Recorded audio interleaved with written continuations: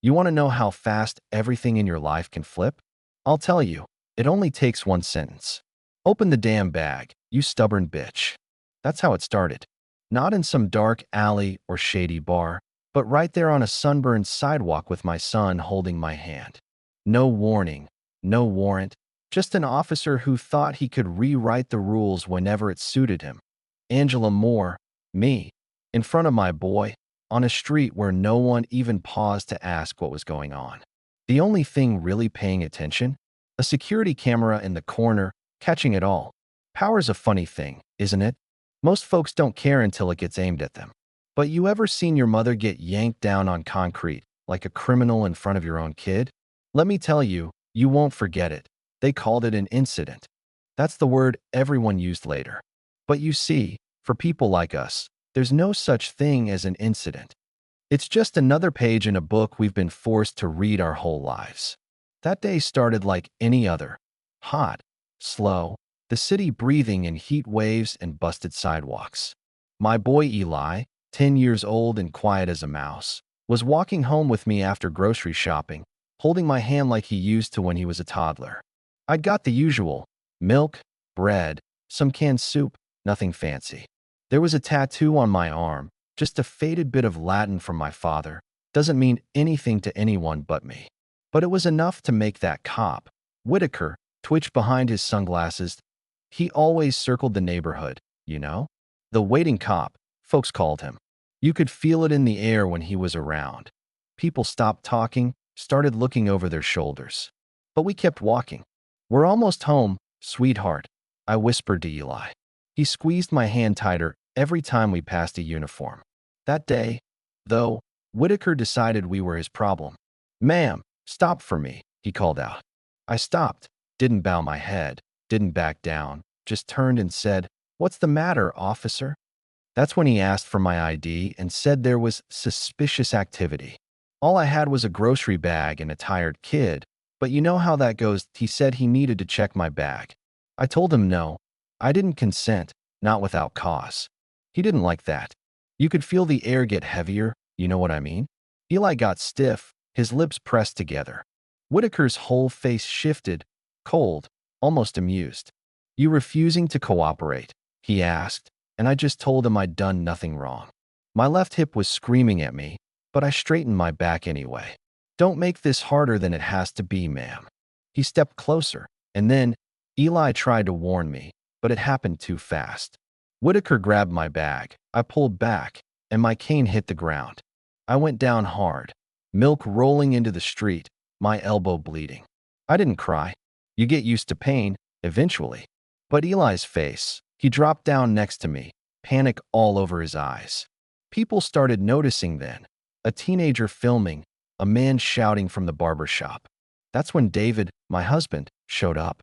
You ever watch someone walk into a fight without saying a word? That was David.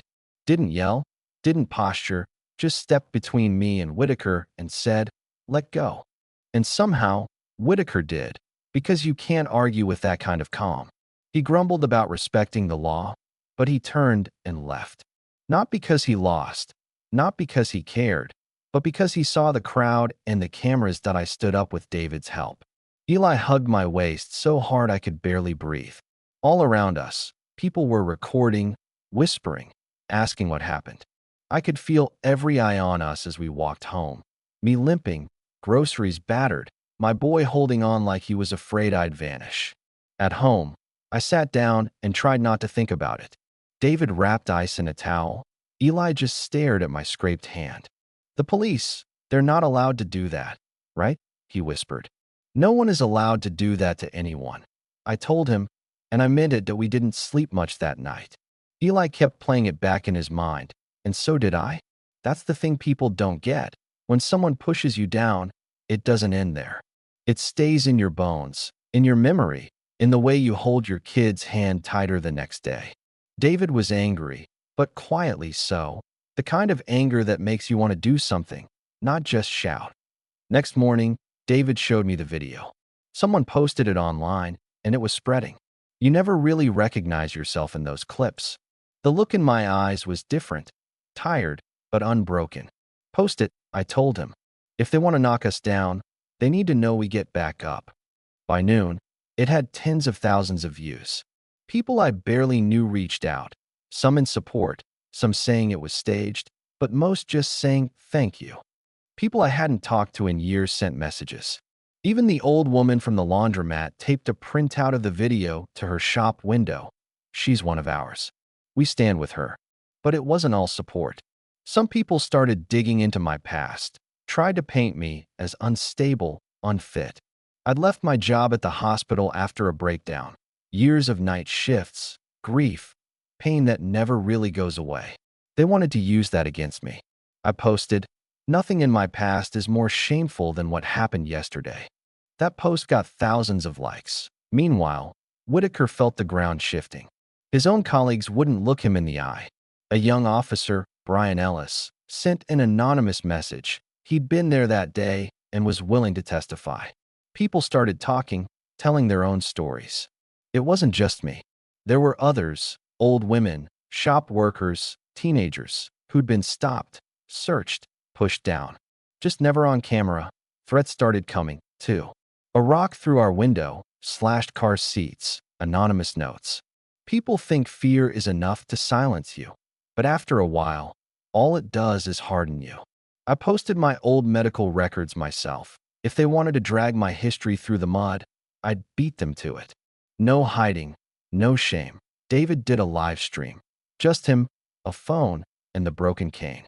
"Don't touch my family," he said, and that phrase took off. People made artwork, t-shirts, all kinds of things with that broken cane on it. It was never about being a hero. I just wanted my son to know his mother didn't bow her head. The DA opened an investigation after the city council meeting. Eli even spoke.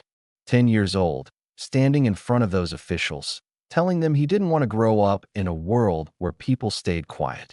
I swear, I've never been prouder or more heartbroken at the same time that we turned down a settlement. Didn't want hush money, wanted the truth on record. The case became bigger than us. Teachers, lawyers, even a former cop came forward to testify. At the first hearing, I said my piece. If someone misunderstands 17 times, it's not a mistake, it's a habit. They couldn't look away anymore. People thought the story was about me, but it wasn't. It was about a city learning that silence is its own kind of violence. By the time Whitaker was finally fired, no one cheered.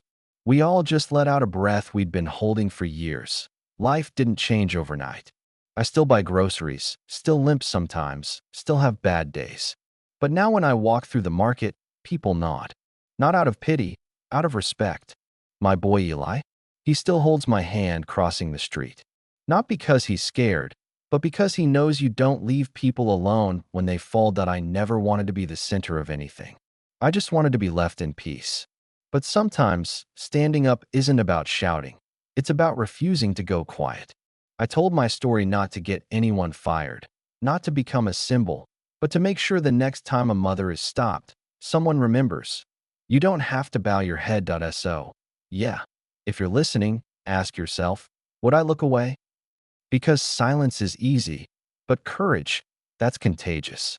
And you never know who needs you to be the first one to speak up. So don't let it slide. Share your truth, ask your questions, and remember, justice doesn't come from being quiet. It comes from standing up, even if your voice shakes. What would you have done? And whose side are you on, really? Speak up. We're all listening now.